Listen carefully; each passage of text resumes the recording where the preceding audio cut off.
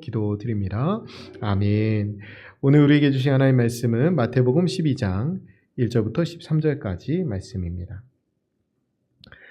우리 마태복음 12장 1절부터 13절 앞에 보고 읽으셔도 됩니다. 우리 1절부터 13절까지 말씀 우리 하나님을 경외하는 마음으로 한 목소리로 같이 봉독해 올립니다.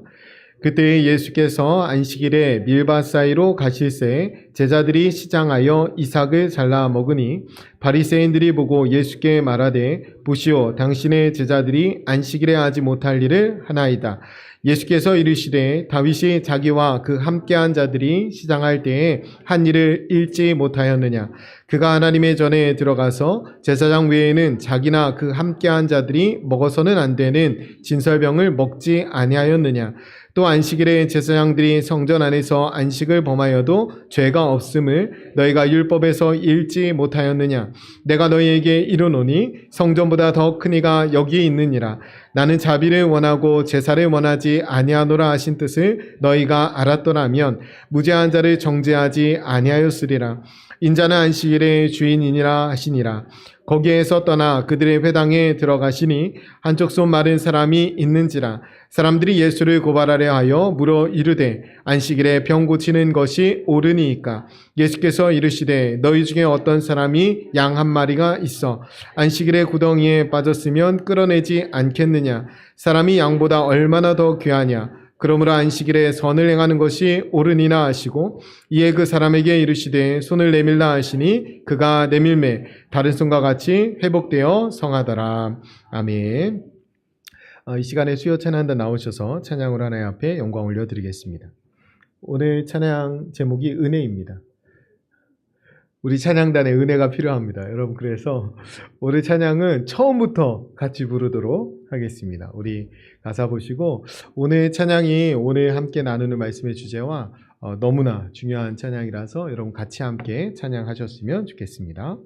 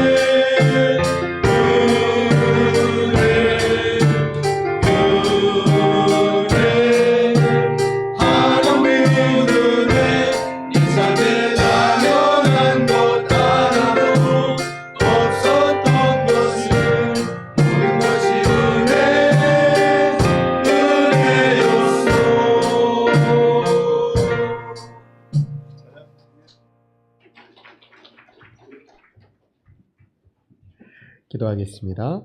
걸어가신 하나님 감사합니다. 하나님 우리가 고백드린 것처럼 돌아보니 모든 것이 하나님의 은혜였습니다. 하나님의 은혜 없이는 한순간도 살 수 없는 사람들이 오늘 이 자리에 있습니다. 하나님 우리에게 은혜를 덧입혀 주옵소서. 하나님의 은혜로 살게 하시고 은혜로 강해지게 하시며 그 은혜를 흘려보내는 인생들 될 수 있도록 축복하여 주옵소서. 오늘 귀한 진리의 말씀을 우리 가운데 찾아와 주실 것을 믿으며 살아계신 예수님의 이름으로 기도드립니다. 아멘. 네, 오늘은 안식일의 주인이라는 제목으로 함께 말씀 나눌 텐데요. 우리가 지난주에 나눴던 말씀 잠깐만 생각해 보면 지난주에 한 부분만 좀 생각해 보면 우리가 잘 아는 수고하고 무거운 짐진 자라 다 내게로 오라 내가 너희를 쉬게 하리라 라고 말씀하실 때 내게로 오라 말씀하시는 주님의 음성을 듣고 주님께로 가는 것이 중요합니다. 여러분 예배의 자리에서는 오늘 특히 예배할 때 우리 수요 찬양단이 참 잘하지만 수요 찬양단을 보러 온 것도 아니고 또 전인치유 봉사가 참 좋지만 우리가 그것만을 위해서 온 게 아니라 우리가 그 모든 과정에서 예수님 만나는 것이 중요해요. 그래서 예수님을 통해서 참된 쉼과 안식을 누려야 합니다. 하나님으로부터 멀어지면 죄고요. 그 죄의 결과가 하나님으로부터 단절된 거였어요. 그러면 의는 뭐냐면 하나님과 연결되는 것입니다. 우리가 죄를 하나도 안 지어서 의롭게 되는 것이 아니라 의로우신 하나님과 연결되어서 의롭게 되는 거예요. 그래서 내게로 오라 말씀하시는 예수님을 통해서만 하나님께로 나아갈 수 있어요. 그리고 그 예수님과 동행할 때 비로소 우리는 이 땅에서 온전한 삶을 살아갈 수 있습니다. 그래서 주님께서 우리에게 가시면서 성령을 보내주시잖아요. 그래서 주님이 내가 가는 것이 너희에게 더 유익이다 라고 말씀하시면서 각 사람에게 성령을 주십니다. 그러면서 예수님께서 세상 끝날까지 우리와 함께 해주신다고 약속해 주셨어요. 그러니까 믿는 사람의 인생은 뭐냐면 날마다 예수님께로 나아가서 예수님과 동행하는 인생입니다.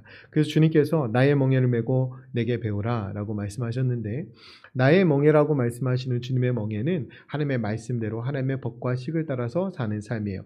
그 삶을 살아갈 때 주로 멍에는 누가 메신다고요? 예수님이 무거운 멍에를 주로 메시고 우리는 옆에 같이 걸어가는 겁니다. 그래서 그 멍에가 쉽고 가볍다라고 말씀하는 거예요. 우리가 세상에서 마음의 쉼을 얻기 위해서 하는 모든 일들이 사실은 멍에를 가볍게 하지 못합니다. 우리가 예수님과 함께 동행할 때 비로소 우리가 멍에가 가벼워지고 참된 쉼을 누릴 수 있다라고 말씀드렸어요. 그래서 우리가 속지 말아야 되는 게 뭐냐면 하나님의 뜻대로 걸어가는 것이 가장 쉬워요. 여러분 말씀 벗어나는 게 가장 어려워요. 그런데 사탄은 계속 속이죠. 여러분 10계명 10계명 이제부터 어기면서 살아보세요. 얼마나 힘든가. 여러분 거짓말 좀 하는 것만 해도 얼마나 가슴이 뛰는지요. 해보셨잖아요. 어렸을 때 어떻게 이렇게 돈이 어디 있는지 잘 알겠는지 그런데 돈이 많은데 그래도 어렸을 때 양심이 있어서 진짜 1,000원 정도만 가져가잖아요. 그런데 그때부터 가슴이 계속 두근두근 거리는 거예요. 그러니까 그런 삶은 불안해요. 차라리 가서 내 1,000원만 주세요 하면 됐을 것을 그걸 뭘 하겠다고, 그죠? 그래서 굉장히 두려워 떨었던 기억이 있습니다. 우리가 말씀을 벗어나는 길은 두려운 길이에요. 불안하고. 그런데 하나님 편에 있으면 마음이 담대하죠. 그래서 찬송할 수 있습니다. 내가 원치 않은 일이 일어나더라도 하나님이 이러실 리가 없는데 하나님 다 아시지요? 이렇게 말할 수 있는 인생은 참 복된 인생입니다. 우리가 억울한 일을 당하면 할 수 있는 기도가 뭐밖에 없어요? 하나님 왜 이러세요? 혹은 하나님 다 아시죠? 이거밖에 없어요. 그런데 내가 악한 일을 하면 하나님 뭐라고 기도하시겠어요? 기도 못합니다. 그 죄 때문에 하나님부터 멀어져요. 하나님을 아예 찾지 못해요. 그럼 하나님 말씀대로 살아가는 것은 쉬운 길입니다. 그래서 주님께서 멍에가 가볍다라고 말씀하시는 거예요. 그래서 속지 마시고 하나님 말씀대로 하나님의 법과 식을 따라서 순종하면서 살아가고 가벼운 멍에를 메고 찬송하면서 주님과 함께 동행하는 저와 여러분 되시기를 간절히 축원드립니다. 우리가 예수님을 믿는다는 것은 하나님의 뜻을 따라 살아가는 거예요. 예수님 믿으니까. 예수님도 그렇게 사시는 걸 직접 오셔서 보여주셨어요. 그래서 예수님께 빌립 묻잖아요. 하나님 좀 보여달라고. 그러니까 예수님이 이게 화내시면서 책망하시잖아요. 아니 나를 보았으면 아버지를 보았거늘. 왜 보여달라고 하냐 그러죠. 우리가 성육신 하셔서 이 땅에 오신 예수님이 어떻게 하나님의 뜻에 따라 순종하며 사는지를 몸소 보여주셨습니다. 그래서 예수님을 믿는다는 것은 예수님처럼 하나님의 뜻을 따라서 순종하면서 살아가는 거예요. 하나님의 뜻은 말씀에 계시되어 있고 하나님의 법과 하나님의 방식이 말씀에 다 기록되어 있어요. 그래서 우리는 그 말씀을 열심히 배우고 그 말씀에 순종하면서 살아가야 합니다. 오늘 안식일의 주인이 주님이라고 말씀하시는데 안식일 규례가 있죠. 안식일을 기억하여 거룩히 지키라. 사계명에 있잖아요. 이날을 사서로이 보내지 말고 안식일을 기억하여 거룩히 지키라 라고 말씀하시는데 이거 하나님이 우리에게 주신 명령이에요. 오늘 그 안식일을 우리는 주일로 지키죠. 왜냐하면 안식 후 첫날 우리 주님이 부활하셨기 때문에 우리에게 진정한, 그러니까 마음의 쉼을 주시는 분은 예수님, 그분이 부활하시면서 우리에게 진정한 참된 안식을 주시기 때문에 우리가 주님이 부활하신 날 예배해야 하는 겁니다. 그 제7 안식일교가 있죠. 그 교회가 왜 이단이냐면 예수님의 부활을 인정하지 않기 때문에 그래요. 그래서 여전히 토요일에 예배하는 겁니다. 그래서 우리에겐 부활이 너무나 중요하죠. 그래서 하나님이 명령하신 거예요. 안식일을 명령하셨고 또 뭘 명령하셨나요? 안식일, 안식년, 그 다음에 희년. 안식년 7년에 한 번씩이죠. 그래서 7년이 7번 돌아간 다음에 49년이 지나면 50년째 희년을 지킵니다. 그래서 안식일, 안식년, 희년, 이 하나님이 우리에게 주시는 명령이죠. 이것을 반드시 지켜야 하는 거예요. 제가 이제 7년째 되면 저를 좀 보내주세요. 안식년을 보내주세요. 사실은 여기 가지고 있는 정신이 중요해요. 이것을 지키라고 명령하신 그 정신을 가지고 오늘 우리가 주의를 지키면서 살아가는 것인데, 처음에는 첫 번째 우리가 기억할 것은 뭐냐면 옛날에 그 카드 광고에 있었어요. 열심히 일한 당신 떠나라 이렇게 있었죠. 그 똑같은 거예요. 열심히 6일을 일하고 하루를 마음껏 쉬라는 거예요. 우리 주님이 쉬실 필요가 없어요. 하나님이 쉴 필요가 없으시죠. 그죠? 그런데 하나님이 천지창조를 6일 동안 하신 다음에 하루를 쉬셨어요. 쉴 필요가 없으신데 그건 우리에게 쉼을 주시기 위해서거든요.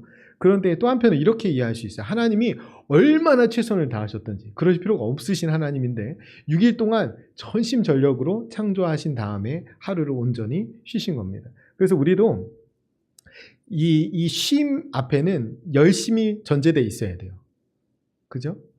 주 4일째, 주 5일째를 지나서 이제 주 4일째가 되면 이제는 3일을 놀겠구나가 아니라 내가 하던 일을 4일 동안에 정말 열심히 해야 되겠구나 이렇게 생각해야 되는 거예요. 여러분 일하지 않으면 쉴 수 없습니다. 그죠? 그러니까 이 말씀 속에는 뭐가 있냐면 열심히 일하라는 뜻이 있어요. 하나님 우리에게 마음과 목숨과 뜻을 다해서 하나님을 사랑하고 이웃을 사랑하라고 하셨어요. 대충 할 수 없습니다. 그리고 성경에서는 게으름과 나태를 죄로 봅니다. 한 달란트 묻어놓은 죄인 막 혼나잖아요. 그렇게 많은 잘못 안 한 것 같은데 여러분 하나님을 오해하는 거예요. 하나님은 주신 달란트로 열심히, 그러니까 한 달란트 받았다고 해서 5달란트 받은 사람 부러워하면서 아니면 원망하면서 아무것도 안 하는 사람, 그런 사람 하나님 적합하다고 보지 않으세요. 나에게 한 달란트를 주시고 그 많은 일을 맡기셨으면 한 달란트를 남기면 되는 거예요. 한 달란트 맡긴 사람한테 10달란트 남기라고 안 하십니다. 그런데 한 달란트밖에 없으니까 이게 이것밖에 안 돼 하고 묻어놓으면 그건 게으른 거예요. 우리가 있는 자리에서 내가 열심으로 최선을 다해야 될 일을 한 다음에 안식을 누리라는 거예요. 이게 첫 번째로 중요하고요. 사실은 이 안식은 제가 예전에 한번 말씀드렸는데 이 고대 사회에서는 어떻게 생각했냐면 신들이 사람들을 만든 이유가 허드렛 일을 시키려고 만들었다고 생각했어요. 그래서 그리스 로마 신화의 신들을 보면 신들은 막 먹고 놀고 막 이렇게 하고 있고 사람들은 일하고 있어요. 그래서 그런 개념이에요. 이 쉼은 신들이 하는 거고 이 노동하고 있는 종들이 노동하는 거예요. 사람이.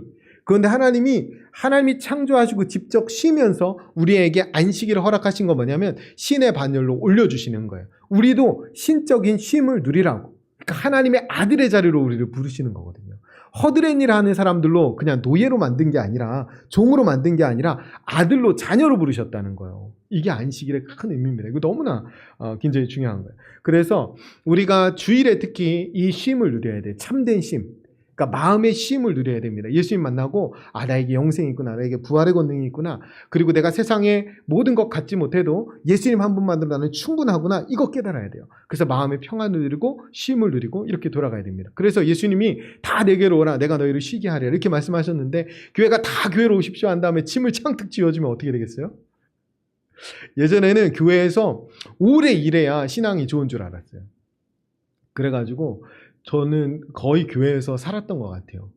그 청년 때도 교회에서 계속 살았어요. 제가 목사가 됐으니까 망정이지 딴 일 했으면 큰일 날 뻔했습니다. 왜냐하면 그때 저는 이게 모든 일이 제가 지금 할 일을 미리 한 거기 때문에 괜찮지만 다른 일을 하려고 했으면은 아무 준비도 안 돼 있는 거죠. 그러니까 교회에서 힘 빼시면 안 돼요. 힘은 어디에 써야 돼요? 열심히 일할 때 쓰셔야 돼요. 물론 교회에서도 일해야 되지만 그런데 교회를 위해서 존재하지 않는다고요. 교인들은. 성도는 교회에서 참된 쉼을 누리고 에너지를 채우고 은혜를 채운 다음에 일상의 자리에서 왕같은 제사장으로 살아야 된다. 여기선 제가 제사장이에요. 좀 잘못 들으면 이단이라고 하실지 모르는데 여기서는 제가 일하는 곳이죠. 제가 여러분들을 위해서 최선을 다해서 봉사하고 제사장의 역할을 감당합니다. 여러분에게 은혜를 끼치죠. 여러분 은혜를 담고 세상 가운데 나아가서는 여러분이 세상 속에서 왕같은 제사장으로 살아야 됩니다.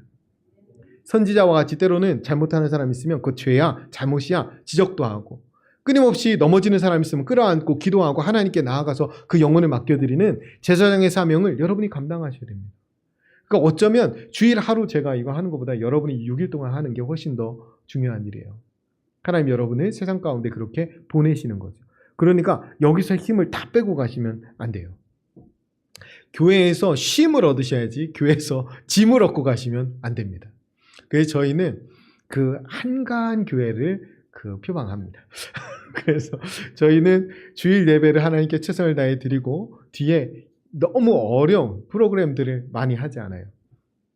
제가 코로나를 지나면서 느낀 건데 아마 성도님들도 느끼셨을 거예요. 뭐냐면 교회에서 그렇게 내가 펜펜 울면서 열심히 최선을 다해서 했던 모든 것들이 내 신앙을 보장해 주지 않는다는 걸 여러분 다 아셨을 거예요.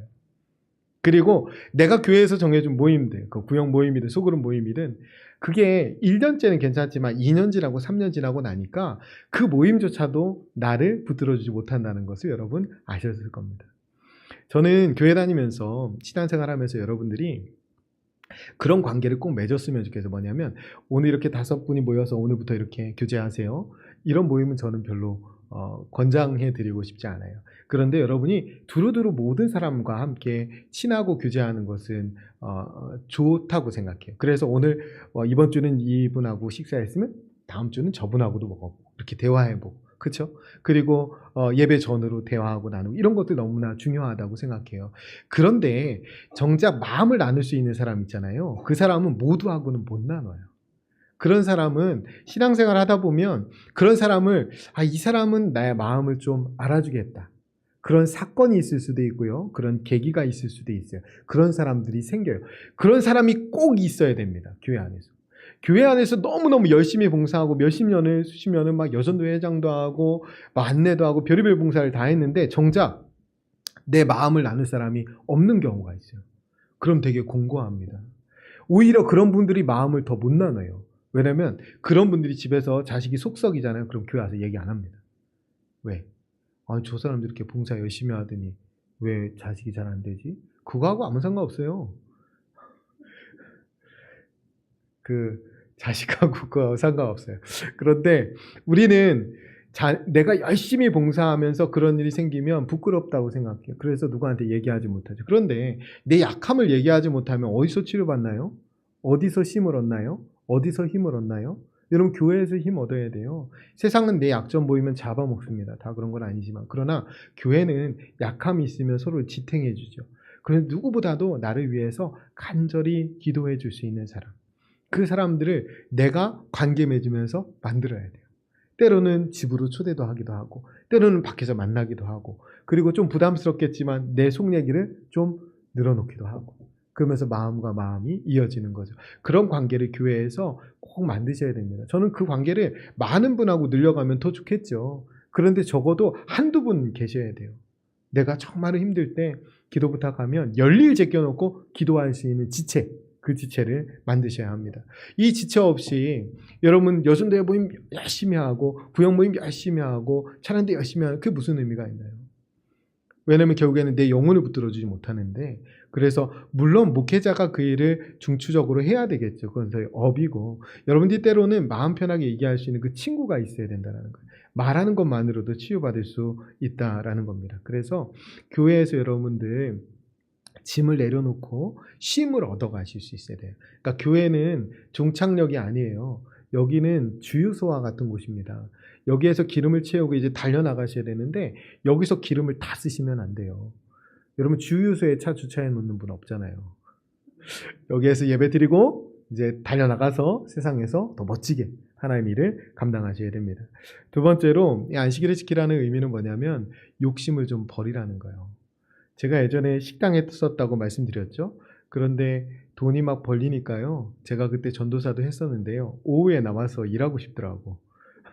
그리고 새벽 예배는 가는 거 너무 힘든데 새벽에 나와서 장사를 준비하고 싶은 마음이 불리듯 일어나더라고. 그게 이제 돈에 환장하는 겁니다. 여러분, 욕심에 이끌려 사는 것은 저는 노예 근성으로 사는 거라고 생각해요. 하나님은 우리를 노예로 부르시지 않고 자녀로 부르셨거든요. 그래서 하나님께 영광 올려드리고 하나님의 기쁨을 드리라고 불러주셨는데 우린 막 노예처럼 일하는 거예요. 그리고 그렇게 일한 다음에 내가 이거 헌금하면 하나님 기뻐하시겠지? 아니요. 그 안 기뻐하셔요. 우리가 하나님 안에서 참된 쉼을 누리고 안식을 누리고 에너지를 채우고 그 에너지로 누군가를 살릴 때 기뻐하시는 거지, 하나님 돈 필요 없어요. 우리가 혹시라도 돈이 주인 될까봐 그 고백하라는 거지, 하나님 그거 필요해서 우리에게 하시는 거 아닙니다. 그래서 게을러서 일 안 하는 것도 문제지만 너무 욕심에 사로잡혀서 일에 빠져 사는 것도 문제입니다. 그래서 정한 하루는 하나님 앞에 나와 온전히 쉼을 누리셔야 돼요. 영적인 일에 좀 집중하셔야 됩니다. 내 영혼을 돌보셔야 돼요. 그래야 우리가 영적인 일을 잘 감당할 수 있습니다. 세 번째로 그 안식일, 안식년, 그 다음에 희년, 이 모든 것들이 갖고 있는 정신이 있어요. 그 정신이 뭐냐면 약자를 배려하라는 거예요. 약자를 배려하라는 거. 여러분, 안식년 하루를 한 해를 온전히 쉽니다. 이스라엘 백성들은 농사를 안 했다는 거예요. 그 한 해를. 그러니까 땅도 쉬도록, 그리고 집안에 있는 노예도 쉬도록. 희년은 뭡니까? 49년 동안 땅으로 밥 벌어먹고 살았으면 그 땅 내놓으라는 거예요. 이건 뭐예요? 이런 구조는 뭐예요? 부가 대물림되는 구조를 막는 겁니다. 목회자분들이 안식년을 갖는 이유는 뭐냐면 사실은 그렇게 갖는 상황들을 가질 수 있는 교회도 많지 않죠. 그런데 그런 상황들을 가질 수 있는 교회는 좀 큰 교회입니다. 근데 큰 교회는 저는 안식년을 꼭 가져야 된다는 입장이고, 작은 교회는 안식년 가질 틈 없어요. 그런데 큰 교회는 왜 가져야 되냐면 안식년 동안 1년을 온전히 비워야 그 목사님이 주인 되지 않습니다. 그 노력들을 잘 못해요. 그러니까 왕처럼 되거든요. 큰 교회는. 근데 큰 교회는 해야 된다는 이유가 왕처럼 될 가능성이 더 많을 뿐만 아니라 대신할 수 있는 인력들이 얼마든지 있잖아요. 그러니까 완전히 내려놓고 손을 떼야 돼요. 그래도 이 교회는 하나님의 주인이신 것을 모든 사람이 알아야 됩니다. 교회가 커지면 커질수록 하나님이 주인 되시기가 쉬운 것이 아니라 사람이 주인 되기가 더 쉬워요. 내려놔야 됩니다. 우리도 마찬가지예요. 우리가 토지의 소산의 11조를 드리잖아요. 원인과 결과가 하나님께 있다라는 고백으로 11조 드리는 거예요. 그러니까 우리가 계속해서 이것이 내 것이 아니고 하나님이 나에게 맡기신 것입니다라는 인정이 있어야 돼요. 그래야 다른 사람한테 흘려보낼 수 있습니다. 약자를 배려하고 부가 대물림 되는 구조를 우리가 바꿔갈 수 있어야 돼요. 그러니까 결국에는 안식일, 안식년, 안식월, 그 다음에 희년, 이 모든 것들은 결국에는 사람을 살리라고 주신 거예요. 나 혼자 잘 먹고 잘 살라고 주신 것이 아니라 다른 사람들을 살리라고 주신 것이죠. 근데 오늘 이 안식일 규정에서 바리새인들은 이 본 의미를 완전히 잃어버렸다는 거예요. 바리새인들은 안식일에 해서는 안 될 규정을 엄청 많이 만들었어요. 제가 전에 안식일 설명드리면서 말씀드렸는데, 전에 임 목사님도 말씀하셨지만 지금도 이스라엘 가면 엘리베이터가 타서요. 안식일날 되면. 왜냐면 이거 누르면 일하는 거니까. 그래서 이거 누르면 안 됩니다. 그래서 그런 거 있잖아요. 함부로 엘로힘에서 엘이 하나님이거든요. 그래서 엘이라는 말도 함부로 쓰면 안 돼요. 그래서 옛날에 우리나라에 엘란트라라는 자동차 있었는데 그 자동차가 이스라엘에서는 란트라로 팔렸어요.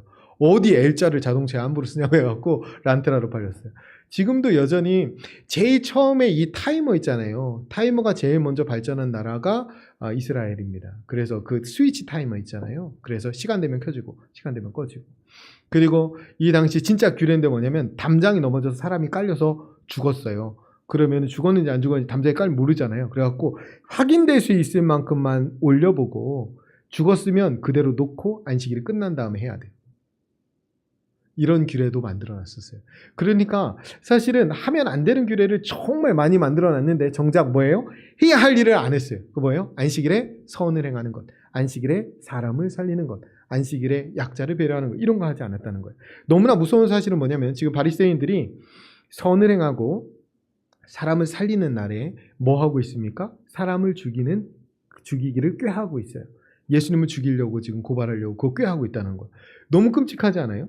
지금 하나님을 위해 일한다고 하지만 하나님을 위한 선한 일을 하지 않아요.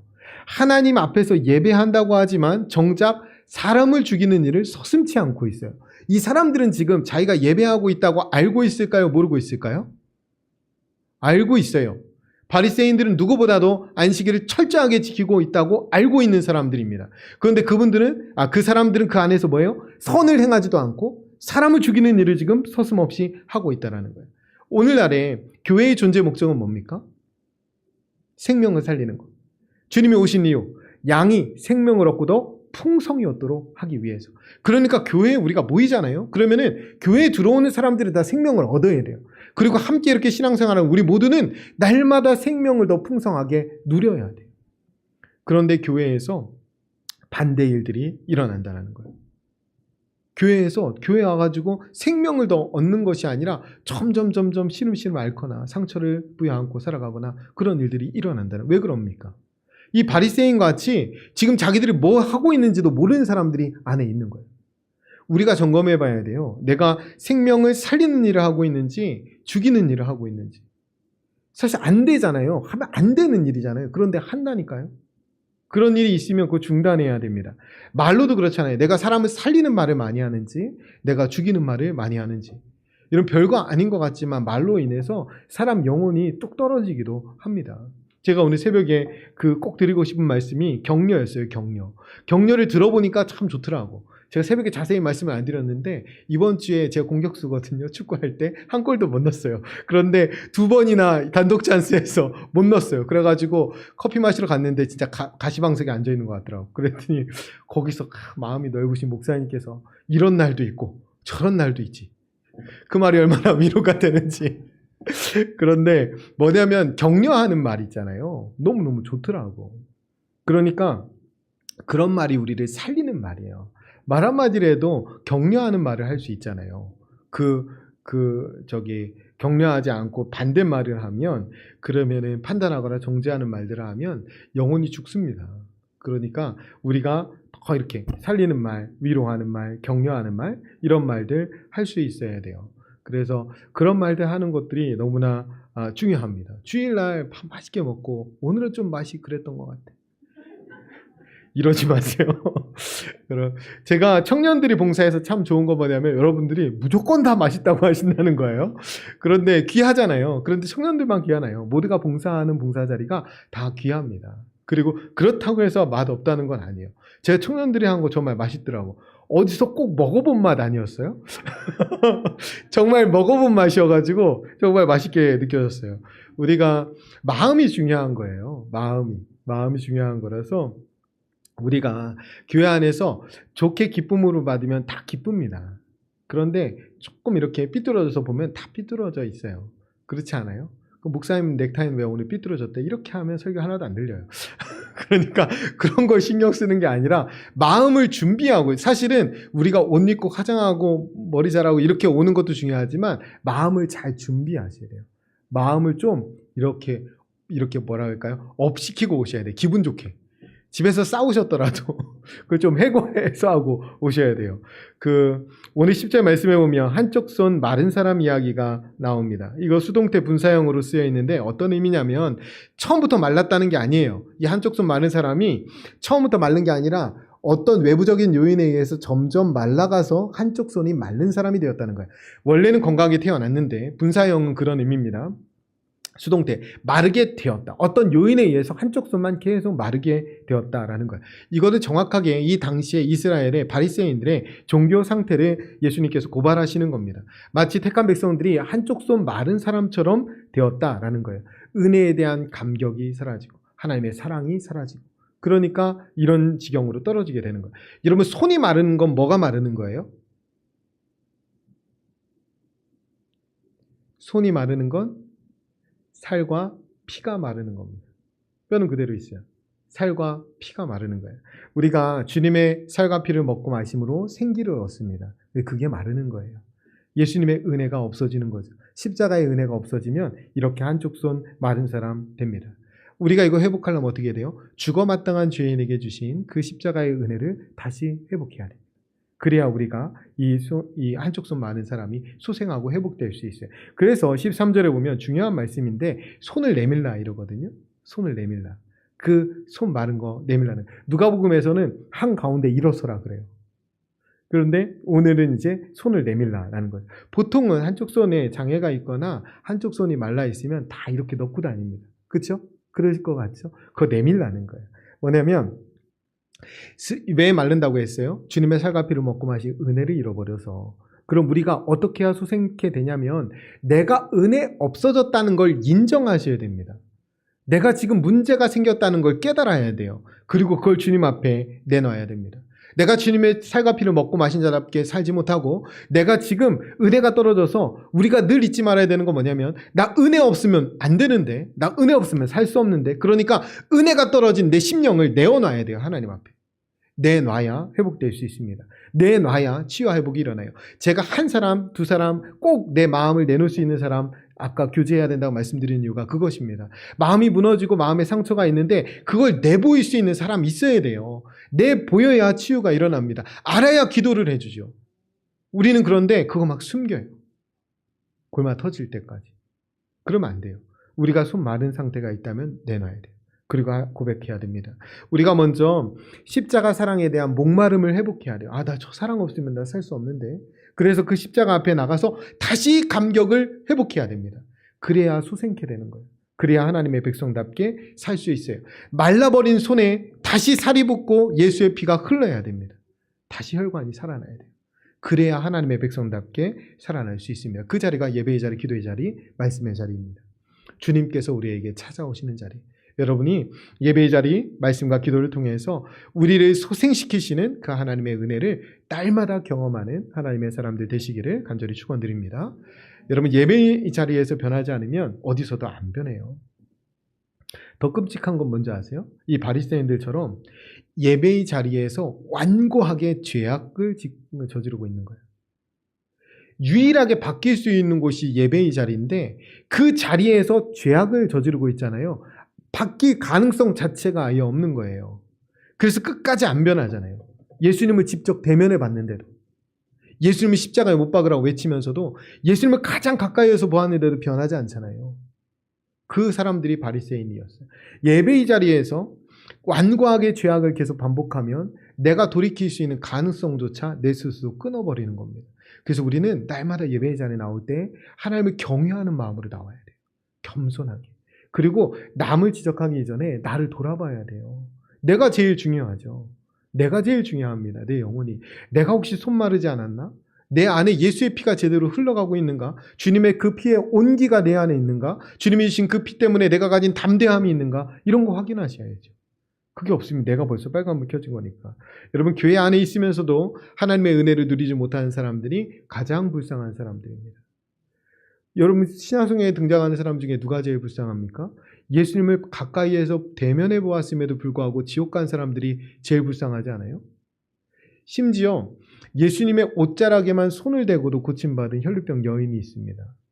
그런데 그 옷자락을 찢어 나눠 가지고도 지옥 간 병정들이 있어요.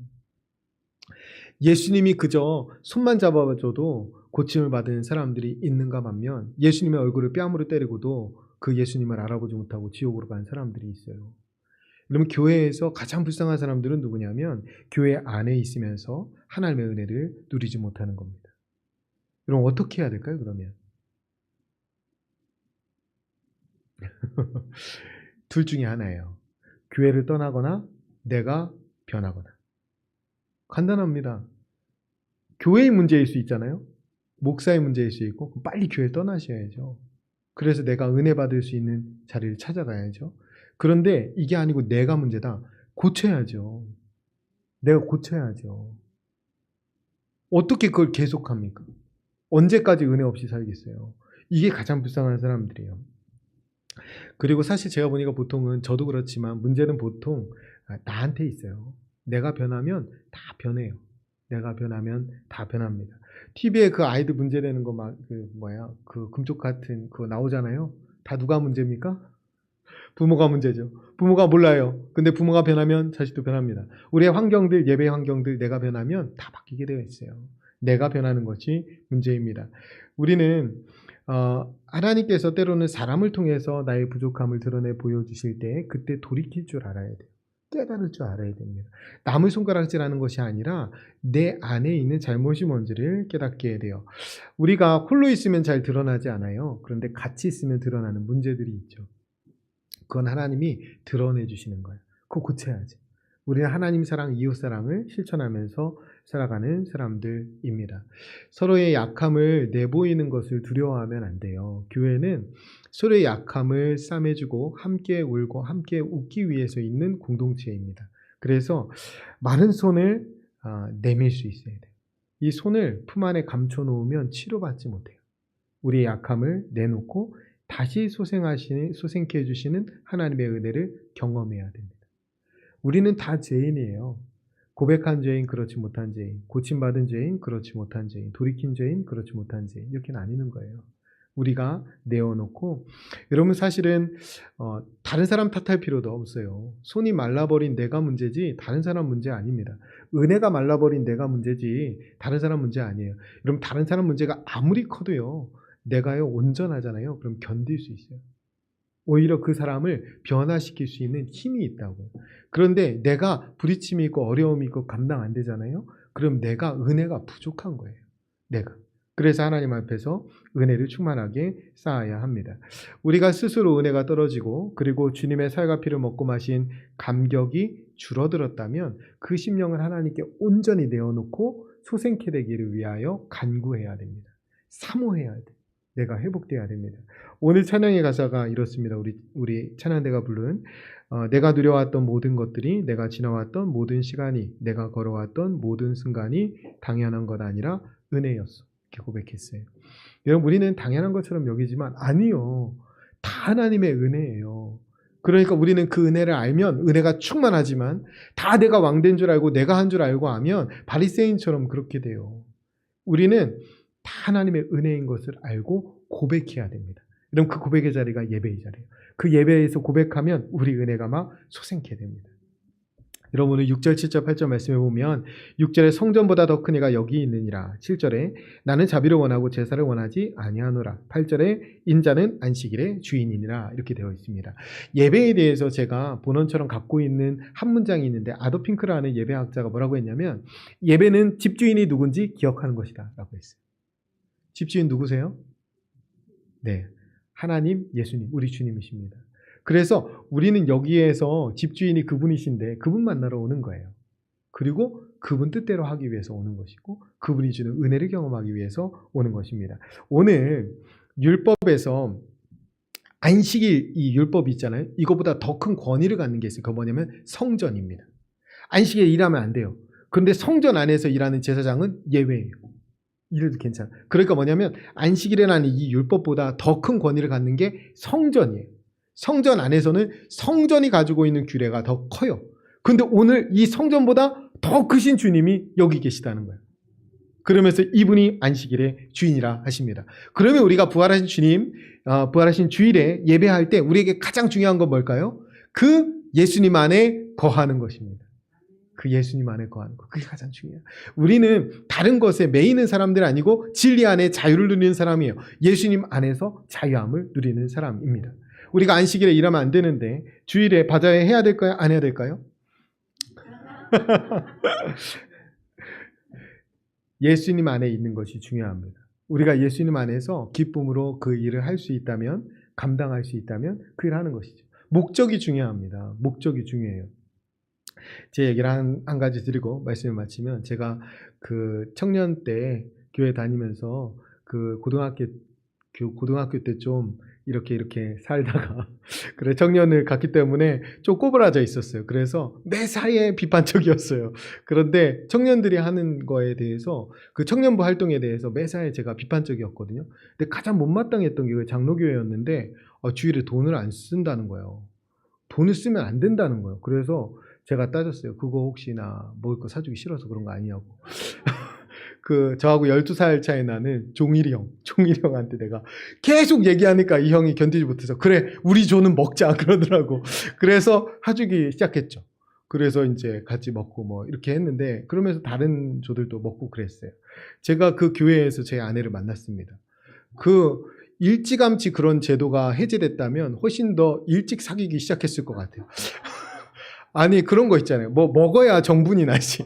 그런데 돈을 안 쓰니까 저는 그 시간이 너무나 중요한 시간이고 교제하는 시간이 있잖아요. 그리고 서로 알아가야 되는데 돈을 안 쓰니까 너무 이렇게 몸이 건조한 것 같은 거예요. 그래서 계속 이렇게 얘기했죠.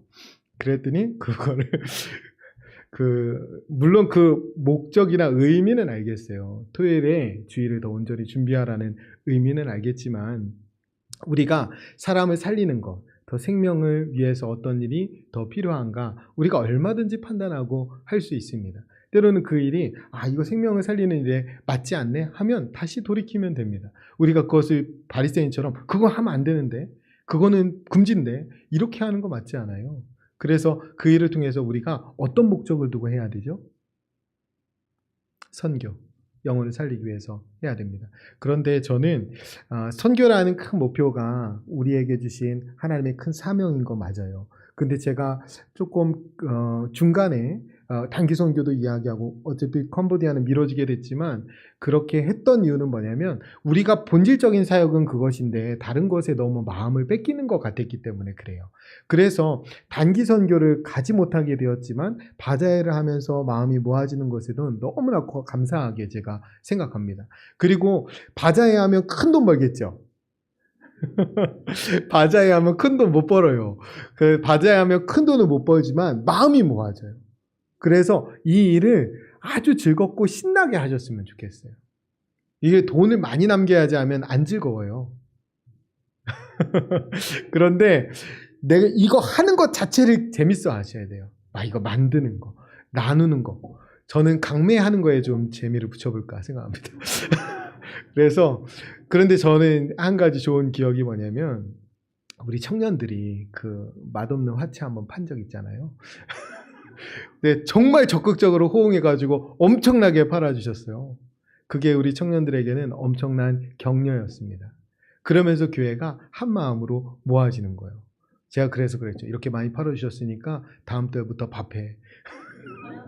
그래서 청년들 밥하는 겁니다. 우리가 모두가 다 봉사해야죠. 근데 이 일이 우리가 살리는 일이 되려면요, 실족하는 사람 없어야 돼요. 제가 새벽에 바자회 말씀드렸더니 또 누가 바자회 때문에 실족했나 그러는데, 아니요, 그것 때문에 그런 게 아니라 이 일을 다 같이 신나게 했으면 해서요. 그러면 다 살아납니다. 분위기가 살아나겠죠. 그래서 우리가 안식일에 중요한 건 뭐냐면, 주님 안에 들어오는 거예요. 주님 안에. 성전보다 더 크신 분, 우리 교회보다 훨씬 크신 분, 그분 안으로 들어가셔야 됩니다. 그리고 그분이 기뻐하신 일을 도전하셔야 돼요. 그리고 주님께 칭찬받으면 그것으로 충분합니다. 그리고 주님 안에서 여러분들이 그 일을 잘 감당하잖아요. 그럼 삶 가운데 왕같은 제사장으로 얼마든지 승리하실 수 있습니다. 하나님이 그 길로 우리를 인도해 주실 줄을 믿습니다. 우리 같이 기도하겠습니다. 우리 말씀 결단하면서 하나님의 뜻을 따라 하나님의 법과 식을 배우고 지키며 살게 하옵소서. 예배 자리에서 말씀과 기도를 통해 다시 솟게 되는 은혜를 누리게 하옵소서. 부활하신 주님의 은혜로 생명을 얻은 자답게 누군가의 생명을 살리는 삶 살게 해 주옵소서. 우리 결단하면서 함께 통성으로 기도하겠습니다. 기도합니다. 하나님 아버지,